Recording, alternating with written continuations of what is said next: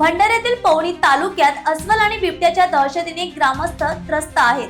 कलेवाडा परिसरात वन विभागाकडे पिंजऱ्याची मागणी अनेक दिवसांपासून होत होती, पण विभागाने नेहमीप्रमाणे शांतता पाळली आणि त्याच निष्काळजीपणाचा गंभीर फटका आज एका महिलेला बसला आहे। भंडाऱ्याच्या पवनी तालुक्यातील अडाळ वन परिक्षेत्रात कलेवाडा कामकाजरी परिसरात गेल्या काही दिवसांपासून अस्वल आणि बिबट्याची दहशत पसरली आहे।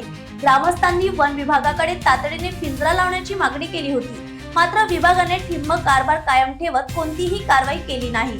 गुरुवारी 28 नोव्हेंबर रोजी कलेवाडा येथील जिल्हा परिषद प्राथमिक शाळेजवळील शेतात काम करत असलेल्या मनोरमा मोरेश्वर घोगरे वय वर्ष 55 यांच्यावर अचानक अस्वलाने हल्ला केला। या हल्ल्यात त्या गंभीर जखमी झाल्या असून त्यांना पुढील उपचारासाठी भंडाऱ्यात हलविण्यात आले आहे। शाळेजवळ ही घटना घडल्याने विद्यार्थ्यांच्याही सुरक्षेवर मोठा प्रश्नचिन्ह निर्माण झाला आहे। संतप्त ग्रामस्थांनी वन विभागाला इशारा दिला आहे की एखादा जीव गेला तरच तुमचे डोळे उघडणार का? तातडीने पिंजरा लावणे, प्राण्यांच्या हालचालींवर देखरेख ठेवणे अशा जोरदार मागण्या करण्यात येत आहेत। न्यूज एक्सप्रेस साठी आकाश नंदा गौडी, भंडारा।